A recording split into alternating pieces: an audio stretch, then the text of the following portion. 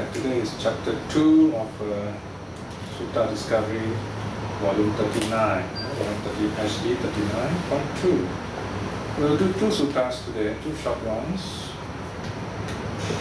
This first one is called Isayo Samudaka Sutta from S 11.10.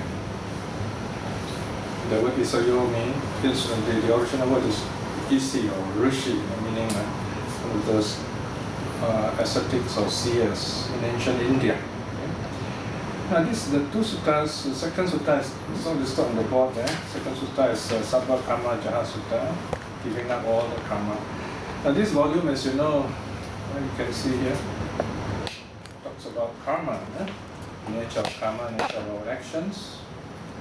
So here we are studying the original text, the ancient Buddhist text from India. So it's very important to understand these original teachings, which are simple and very clear.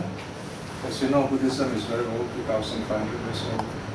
So after the Buddha has passed away, Buddhism grew beyond India. Then whenever a religion goes into a new country, you find a lot of ideas change, additions are made, and the old teaching is sometimes forgotten. So it's good to know the original teaching.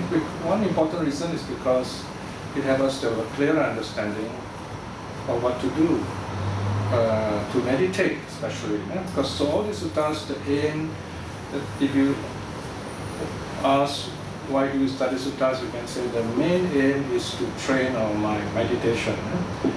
So in order to train our minds, of course, we've got to have some clear understanding of what the Buddha taught. For example, what happens in meditation? And it's important to understand here we have the body and we have the mind.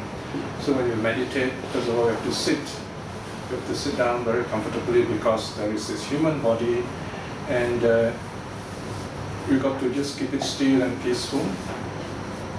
And then when the body is peaceful, then we deal with the mind. Okay? So karma teaches both body and mind. In fact, karma, as you know, there are three aspects: body, speech, and mind. Okay? So speech and body, they can't go together. Now this short sutta is a very interesting story about these rishis, or these holy men who've got some magical powers, and they live by the seaside in ancient India. And this sutta teaches us about the meaning of the word karma. Okay? Sometimes we are told, if you do good, you get good. If you do bad, you get bad, right? But if you look in real life, it's not so simple, because we find a lot of good people suffer, and a lot of bad people seem to prosper, right? The word seem is very important, because karma doesn't act immediately. In some cases, yes, but not usually. One way to understand karma is like planting seeds. So you plant the seeds, sometimes the seeds don't grow.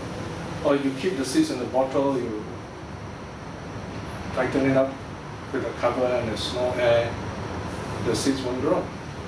So in other words, when the conditions are right, the karma will ripen. So it is not always true that good begets good, evil begets evil, not immediately. Okay? In other words, whenever we do an action, good or bad, we are planting a seed. Right? Sometimes we unwisely, unmindfully, we do something wrong, something bad. The results may not come out immediately. So in a sense, you are safe. You can say, oh dear, I shouldn't have done this wrong thing, this bad action. So you still have a chance to correct yourself.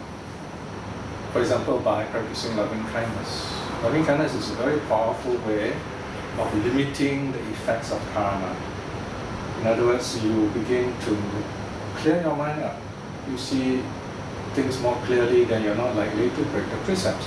In fact, if you have a lot of loving kindness, you find you won't break the precepts. You won't kill, you won't steal, you won't commit sexual misconduct, you won't lie, and you won't get drunk or take drugs. Right? So this idea of loving kindness is very important.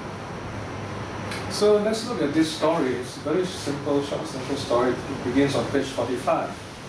So this is the sutta, the discourse on the seaside rishis. These rishis are the holy men who are very powerful, the deep meditators. They got some magical powers. And notice the number S11.10. At Savatthi. So here the Buddha is telling the story. He says, once upon a time, bhikshus, a number of rishis or seers, moderately virtuous, good by nature, dwell in live huts on the seashore. Now at that time, the devas and the asuras were prepared or arrayed for battle. So the asuras, they are very fierce beings. They are always fighting, very violent. So these are demons, if you like. Demons in the sense they are very fierce and fighting. So of course, here this is a story. So you can take it to be a story. In other words, they're not exactly real beings, if you like. Doesn't matter, because in Buddhist teachings, always remember, is the story trying to tell us. So here the Buddha is saying the devas and asuras, they're going to fight. The devas are the gods. The asuras are very powerful, but because of their bad nature, they're not as powerful as the gods. Almost as powerful, and they kind of fight each other. The devas, because of their good karma, they are born in a higher level, and their form, their body is more like purified energy. So these beings, they don't die until the karma ripens, so to speak. So this is a story like in the ancient Greek story. They're very similar, the Indian story, the Greek story. This is the devas and asuras fighting each other. Of course, this is not just a fighting story. It's a story about karma. So what happens next? Then bhikshus are the monks. It occurred to those rishis who were morally virtuous, good by nature. Righteous are the devas, unrighteous are the asuras. So they know the devas are the good beings and the asuras are the fierce, violent beings. Then they thought, there may be danger for us from the asuras. What now if we approach the asura chief Sambara and beseech him to promise us safety? So the rishi says, why don't we request that they don't harm us? So they can fight, it's their business, we're not going to get involved. But hopefully they won't harm us. Now why do they make this request? Because the story goes that every time these asuras, as you said, they live under the sea. Okay? And the devas, of course, in the skies. And when they fight, they go across the land, and this dwelling of the rishis, they are very peaceful people meditating, so their hearts get destroyed. They have this walkway for meditation, get destroyed. Basically, their whole place is turmoil, because there is this fighting, this war going on, so to speak. Okay, now next page, verse 5. Then bhikshus, the rishis, moderately virtuous, good by nature, just as a strong man would stretch his bent arm or would bend his stretched arm, disappeared from their live huts on the seashores and appeared before the asura chief Sambara. So they have this power of teleportation. They can just appear. They appear before the chief of the asuras, Sambara. Then bhikshus, the rishis, morally virtuous, good by nature, address the asura chief Sambara in verse thus: Isayo sambarang patta ya janti abhaya dakkhina kamang karohi te datum bhayasa abhayasa vati. Meaning, the rishis have come before Sambara beseeching for the gift of safety. For you could give this safety if you wish to, be it danger or safety. So they are requesting safety to not harm our dwelling. Okay? So Sambara replies, okay, this is the chief of the asuras. Isinang abhayanati dutthanam sakase vinam abhayang yachamananam bhayameva dadami uti. So he's not too friendly. He says, there is no safety for you rishis, hateful sakra devotees. So he's saying Sakra is the king of the gods, the Devas. So we know in this case the Devas are the 33, the heaven of the 33 Devas. And Sakra is the leader. So he doesn't like, they don't like Sakra. Okay? Asking for safety, I'll give you only danger. So they are not friendly. These Asuras are very fierce demons. So now the rishis reply. Kabayang yachamanang bayam ewa dadasino patigan hamante etang akkayang hotu te bayang. Asking for safety, you give us but danger. We receive this from you. May danger without end be yours. So in simple language, this means we ask you for peace, but you threaten us with danger. So if you think of danger, may the danger be to you. Whoever thinks bad things, let the bad things be to you, be to that person.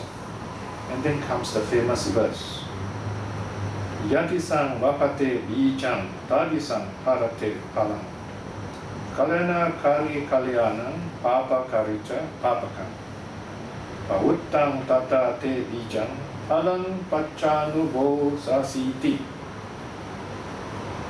This actually is it's a very beautiful poem. You notice the first two lines, they kind of reflect each other. Look at the first word, yadisang, and then below that is tadisang.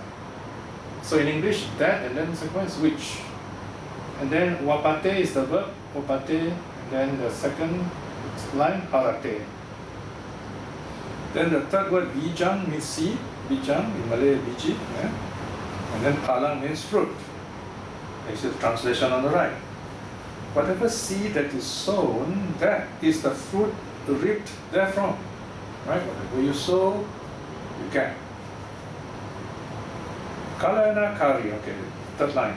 Kalyana means good, kari means doer or who does, and then the third line, fourth line, papa means bad, evil, papa kari. And then look at the third line again, kalyana kari kalyanam. Good comes to the good doer, and bad to the bad doer. Okay?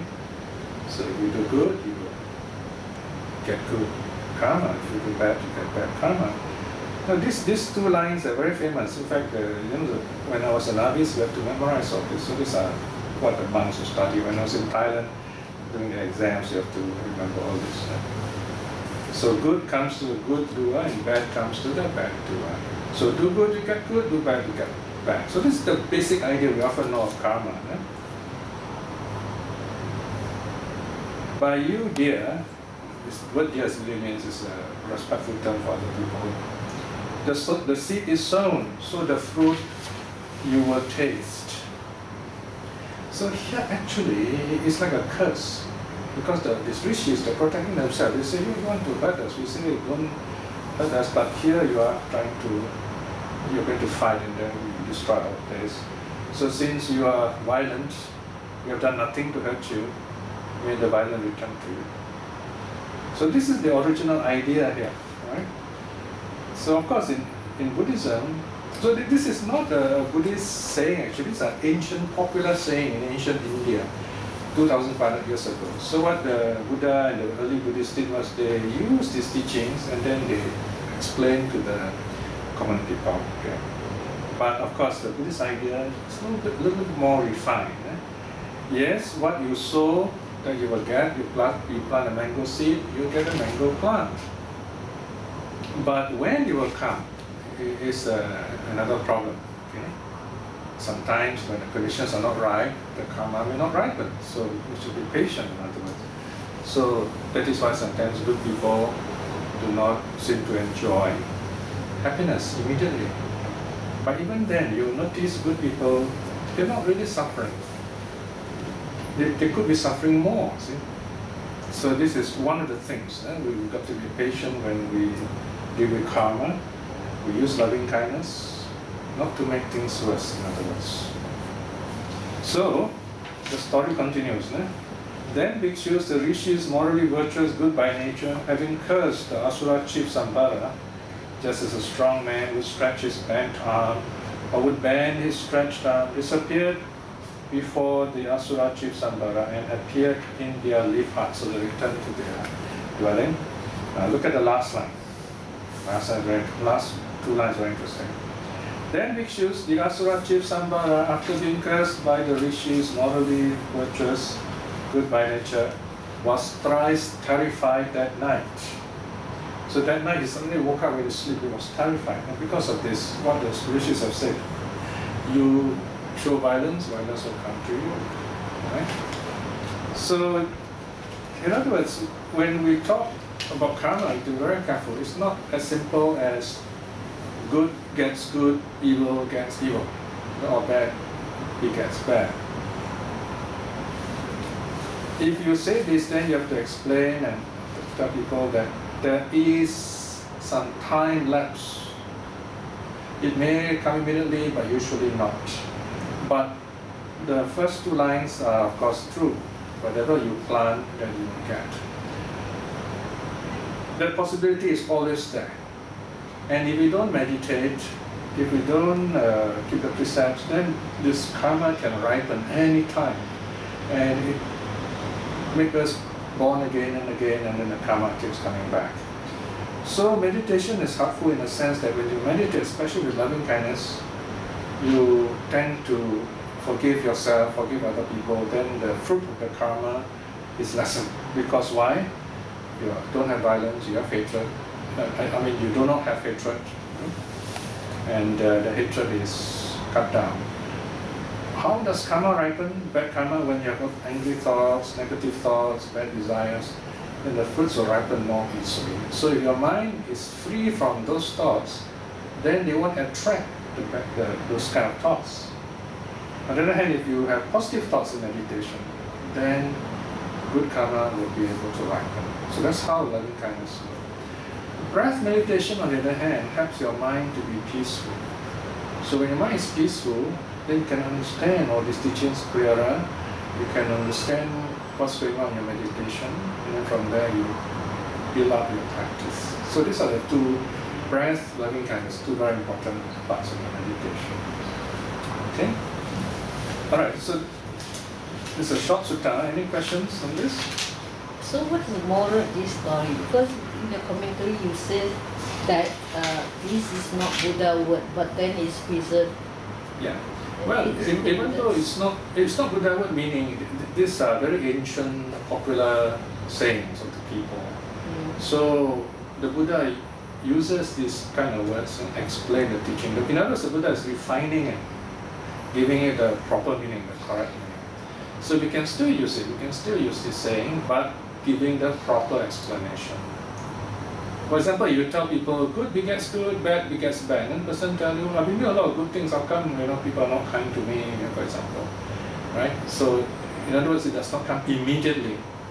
That's the meaning. It does not come immediately. Karma is very complicated. It's not like you do one action. We do many actions. So that one good action is still not strong because there are so many other bad actions preventing the fruiting. So that's why you got to make the good action more powerful, so to speak, or give it more loving kindness, make it stronger, in other words. And patience is very important also, because sometimes the good results may not come immediately. It's just like you go to work, you don't get your pay immediately. So you might get your pay maybe once a week, once a month, something like that. So that's the meaning. Eh? I have another question. Yeah. Okay, so in this case, the Rishi cursed Sambara, and Sambara was terrified in the night. So is this a working of karma? Now this one is more like what they call act of truth. Act of truth. You see, the rishis are helpless, see, because the rishis are not violent, they don't fight. So all that they can say is, I've not done you any harm. So by the truth of these words, good brings good, bad brings bad. So you're doing bad, let the bad come to you. So what happens here is, because this is true, and apparently here the story is trying to tell us that there is some goodness in Sambara also, the Asura chief, you see, because he suddenly feared this. Wow, this is bad, So you got a shock. Okay. So it's not exactly a Buddhist action here. But no Buddhists will frighten people with karma. You know, say, Yes, correct. may some you want to do me bad, may you be cursed. We never say that, is it? That's why I say it's not a Buddhist story. But the Buddha told this story how the asuras and the devas are fighting, and then these rishis trying to protect themselves. But karma is more complicated than that. That's why you have a whole volume of karma here. So here, it's not exactly karma of the rishis. What the rishi is saying is the karma of Sambara himself because of his negative thoughts. All these negative actions will come back to him. So what the rishis is saying, I'm not doing anything bad, you know, you're doing it, it's going to come back to you. So you can explain that way, that whoever does bad, the bad action will return to this person. But in the case of Sambara, it's quite immediate, if you might say, in the same day, same night. You know. But in most cases, it is not like that. There is some time lapse. So in this case, we will follow the story. After that, then Sambara realized in his conscience that he should not be harming the rishis. Yeah. So maybe he would protect them. Well, I can't remember the rest of the story, whether he did fight or not. But there was one story where he was captured by the devas, and then we'll come to the sutta another time. Here, he was so terrified that after that his name began to change. See, because this is his first name, he has another name called Vepachiti. You can see page 45 at the top, Vepachiti. So his name is like a nickname, Vepachiti. Chittang Vepati. Chittang means the mind. Vepati means something like shaken, terrified, trembled. So his name became Vepachiti. Alright? So this is another name. So here, the purpose of this sutta is found in the last paragraph of page 45 at the top. This verse, or its popular version, as we sow, so we shall reap, has often been misquoted as a Buddhist article of faith. Right? So in other words, it's not exactly a Buddha word, but you can interpret it by explaining that yes, if you do an action, a bad will bring bad, good will bring good, but not necessarily immediately. Number two, you can also prevent the fruiting of negative karma. You know, sometimes people, when they are not Buddhist or they don't know moral virtue, then you know, maybe they drank, they got drunk, and then they beat up people. Then realize, oh, it is wrong. Okay. The moment they realize, what do I do? Then we can say, oh, too bad, you know, you must go through suffering to overcome this. You must whip yourself or do some strange rituals. You don't have to do that. Use loving kindness. Forgive yourself. Forgive other people who have hurt you, and remind yourself to be more mindful. Things like that, right? And then you find later some things may come back to you. You suffer something, you begin to understand, you say, okay, I know why all this suffering has come, I'm going to be patient and strong, I'm not going to fight all this, cause more trouble. I'm going to let it pass, and I'm going to be at peace with myself. So essentially that's the idea, right? So this is where, of course, here again, you have to do this in a proper social context. It's not an easy situation here. Let's say in family violence, you know, let's say if the husband beats up the wife, then the wife says, oh, it's just my karma, and just let it, she let herself be beaten up, you know. That can be problematic also. So in other words, she has to think more carefully, what's going on here? Yeah, being beaten up maybe is my karma, but how can I change this? All right, so she must also take the right action to correct this kind of problem. You should not just sit back and say, oh, it's my karma, what to do? Then it becomes fatalism. So karma must be seen in the right context. So if you just follow what the Rishi say here, then in the case of the wife, say, well, too bad, you know, good begets good, bad begets bad. So here I'm beaten up, it's my past karma, so continue to beat me, you know. So it doesn't work like that either. Because you are allowing the husband to create a lot of bad karma. right? So in a sense, we want to stop this. We don't want the other person also to create bad karma. So it's something like that. And we have to be very careful also how we talk about goodness. For example, we say, oh, people are suffering, and then we help them. So it's good to help people who are suffering. Why? Because you create good karma for yourself. It sounds like as if you are benefiting from the sufferings of others. That's the wrong attitude, right? So we don't help others because... Sounds very Christian. Yeah, it's not because they are less fortunate, but because they are human beings, and when you see something wrong, you try to set it right. It's a natural thing, It's not whether I benefit from goodness or not, right? Second reason, we are all interconnected, through many, many lives, so we've been connected to each other before. One day we'll meet again, and next time I'll be in trouble, and then this person will say, oh, I remember you, you helped me, so let me help you, right? So of course there's a bit of interconnection, social interconnection there. Doing good is the right thing to do. Doing bad is the wrong thing to do. That is why we suffer when we do wrong, because it's not the natural thing to do. It goes against the normal flow of life. So these are some ideas we can have why doing good is better than doing bad. Okay? Alright, let's go to the closing sutta. Sabba Karma Jaha Sutta, page 47. Sabba means all, Karma means karma, action, Jaha means letting go, abandoning, Sutta means discourse. This is U means Udana 31 or 3.1. Udana chapter 3, Sutta number 1. Now this sutta is a bit deeper. You can read the notes on your own if you like. The sutta is very short, page 54. Thus have I heard. At one time the Blessed One was staying in Anathapindika's park in Jeta's grove near Savatthi. At that time, not far from the Blessed One, a certain monk was sitting, folding his legs cross-legged, crosswise, keeping his body upright, mindfully and fully aware, enduring without complaining or ungrieving, a feeling that was strong, harsh, and sharp, in other words, disagreeable, rising from the fruition of past karma.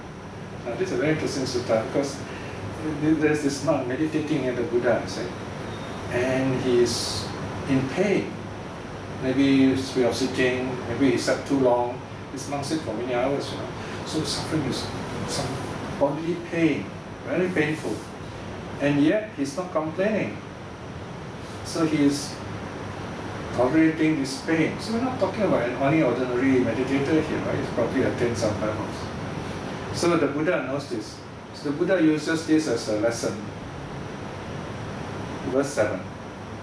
The Blessed One saw that monk from afar, sitting with his legs crossed, keeping his body upright, mindful and fully aware, enduring without complaint or ungrieving, a feeling that was strong, harsh and sharp or disagreeable, arising from the fruition of past karma.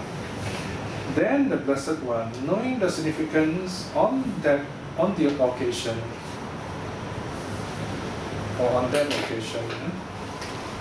uttered this Udana.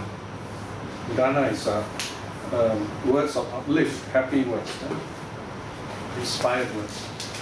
Sabba karma jahasa bhikkhuno, duna manasa pure katang rajan, amamasa titasa dadino, hatto nati janang lapetave di. For the monk who has abandoned all karma, who is shaking off the dust of past deeds, for such a one is he steadfast in the not mind. There is no need to talk with people. Okay, this is a very deep verse. Okay, just 4 lines, but very deep. Here refers to this monk who's meditating. It's not ordinary monk. Probably he's an arahat already. So if it's an arahat, in other words, he's already enlightened like the Buddha. Whatever pain comes to him, he can like just let it go. Doesn't trouble him. He feels the pain, but it's not troubled by it. Even arahats, even Buddhas feel pain just the way you feel pain, because both Buddha and us, we have bodies. So as long as you have a body, you sit too long, you feel pain, you feel tired. But for us who are not awakened, we say, oh, this is so difficult, we cannot concentrate. But for the Buddha and Arahats, they can still focus. Or they can go into deep jhana or deep, very deep concentration, and they don't feel the pain. Because why? They are letting go of their past karma. The past karma don't trouble them anymore. For such a one, he is steadfast in the not mind. Okay, not mind means don't own the pain. If you say my pain, my leg is feeling pain, you use the word I, me, mine, then the pain is greater. So in meditation, we are taught, okay, pain arises, just watch it. Pain, label it if you like, let it go. Don't comment on the pain. Right? Sometimes people feel pain and they start talking about the pain, then they lose their concentration. Another one is when you look at the pain, you can reflect.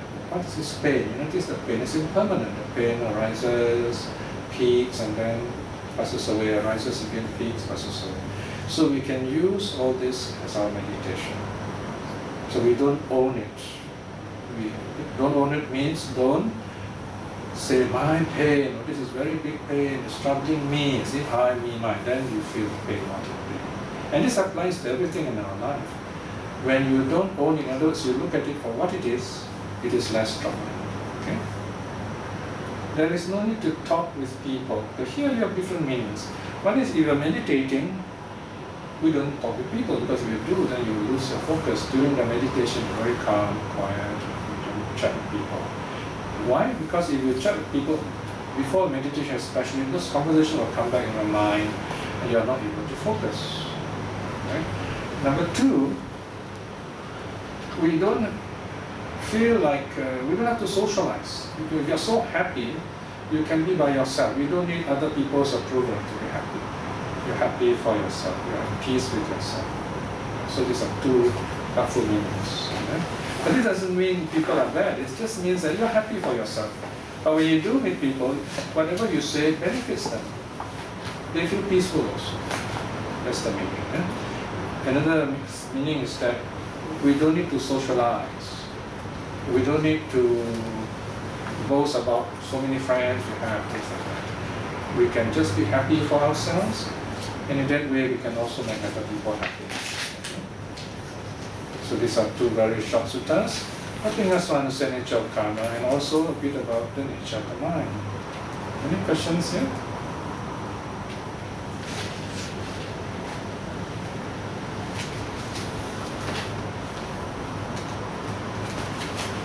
So for people who are not arahant, then how do they get rid of their negative karma? The best way, as I said earlier, is through, what is it? Do you remember? Loving kindness and meditation. Yes, correct. It's true. Done whenever you have the chance. Okay. Actually, you can say three ways. Okay, easier to remember. Through the three trainings: sila, samadhi, panya. Do you remember these words? Sila means moral virtue, keeping the precepts. So if you keep the precepts, then you find you're less likely to get into trouble. Right? Respect life, respect people's property, respect people's person, tell the truth in a compassionate, helpful way, and keep your mind clear, not clouded. Okay? Precepts. And that means keep your body and your speech restrained, healthy. So that is the first part, first step, to cut down on bad karma. Second one, samadhi, meditation. Okay, here we can talk about breath also, but here let's just talk about loving kindness. If you practice loving kindness, then you strengthen yourself to practice the precepts even more. Because if you're compassionate, you have loving kindness, you find definitely you want to keep the first precept, not to kill, right? And then you find if you are compassionate and kind, of course, you'll be more generous and so on.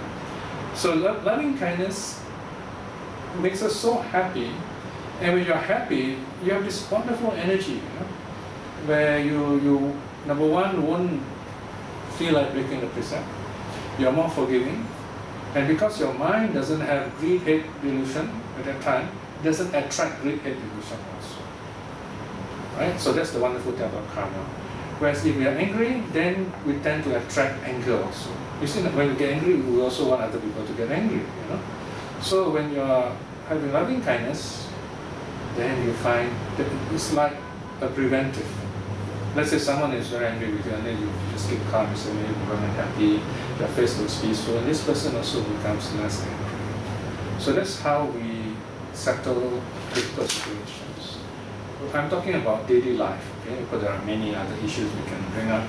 But here is our daily life, how we can fit along with people and then feel and live harmoniously with others, in a family and so on. And then the third training is wisdom. Right? So you have three: training in moral virtue, training in meditation, wisdom. Wisdom is understanding what is suffering, understanding the suttas. For example, the suttas talk about the Four Noble Truths. That suffering is actually a way of learning. We are suffering because of our either ignorance or craving. So if we understand why, number one, what is this suffering, what exactly it is, then that's one kind of wisdom. Next thing, we understand why do we suffer? Because we did not know something, or because we wanted something, then this suffering arises. Then thirdly, we also know that if we remove this ignorance, if you remove this craving, this pain also, suffering will go away. And then you put into practice Four Noble Truth. Right? So that's called wisdom. So the more we study the sutta, the more we know how to deal with ourselves, deal with the problem. So that's how you cut down on the negative karma. Yeah? Okay. You talk about disowning your pain. Like in meditation, how do you disown not only your pain, or distraction and all Partly this? is we don't use the word.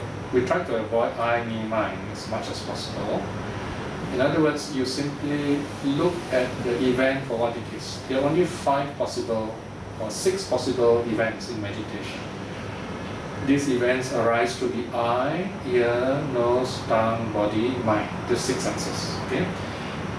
Actually, if you talk about meditation, maybe you see things, you can get distracted, you hear things, very common, sound, but smell not much. Right? Smell not much. Taste also, we don't, in meditation we try to cut down eating, right? And then touch, maybe you feel the air a bit too warm, too cold. And then thoughts, of course, very common. Right? So let's say sound. Okay, when you're meditating and then you hear a sound, you hear someone talking outside. Okay, if you are properly instructed, the teacher will tell you, don't follow the conversation. You just focus on the source of the sound, that's the ear. Source of the sound is not out there, it's your ear. You just say sound, sound. Label it as sounds, don't investigate, don't follow the conversation. If you follow the conversation, that means your mind has gone away from the meditation. So it just says sound, sound. That's all it is. And then let it go back to meditation. Then you find, even people are talking, you're meditating, it doesn't trouble you. But this one, you must be a regular meditator first.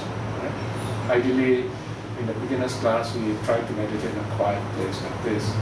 But even then, your ears become very sensitive. You start hearing even aircon sound outside.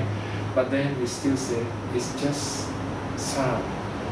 So in other words, we're not going to talk about it. The mind is not going to chatter about it. So that's called letting go of sound. And then pain is a bit tricky. Pain, like I said, there are 2 ways. One is you can, for example, numbness in the leg, you just say numbness, numbness. Don't say, my legs are numb. Don't say, I feel numb. Right? To use I next to mind. What is it? Numbness. That's the fact. Note it. And then it goes away. Fine, no problem. Go back to your meditation. If it persists, then okay, use it as your object of meditation. In other words, direct your mind away from the breath, use the pain, which is feeling. It's called meditation on feeling. Watch it. What do you see? Impermanence. Everything is impermanent. So you see the pain rising, peaking, going away. And then after that you find it doesn't trouble you. And the more you are used to meditating, the less the pain comes and you can sit longer. So all these are natural. You build up slowly, gently. You never force yourself in meditation. Practice. And what is a lifelong practice? Once you learn, you practice for the rest of your life. And so We have even young people, students coming here for meditation, so they're very lucky. They're young, they start early, then they can learn how to use their mind to focus on the studies also. Any other question? Can you explain Tadino? Sorry? Tadino. Oh, this is what it means, such, like that. This is a word that's often used to describe an arahat, a saint or a Buddha, like that. He's like that, he's such. I mean, here, in other words, the mind of the Buddha and the arahats, they are natural, no outside influence. So when they look at you, they see you just as you are directly. They don't judge you. They know, of course, if they see, let's say when Buddha sees a serial killer, he knows he's a serial killer. But he just doesn't judge, oh, you're a bad person, I'm not going to talk to you. He still talks and helps him. So we call that kind of person this great saint who accepts others just as they are, and this person is totally awakened. He said, Pradino. This person is such, like that, good. So this is a very simple word, but it's a very Buddhist word to talk about a person. In our daily life, we do talk like that. When someone is very kind, this person just go up to the person, can you help me? And the person gives some money. And say, oh, this person is so kind. And then someone will say, oh, I know him, he's like that, Tadino. But in daily life, we can also use it in a negative way. Maybe the person doesn't want to give anything. We say, well, he's like that also. It can also mean a negative way. But in the teachings, when it refers to the Buddha, it always means something good. Okay? Anything else? Well, just an aside, the non-English words there is Sanskrit. Pali is Pali. Pali. Yeah, it's a kind of like a simplified form of Sanskrit. Yeah. Because this is a language specially used for preserving the Buddha's teaching.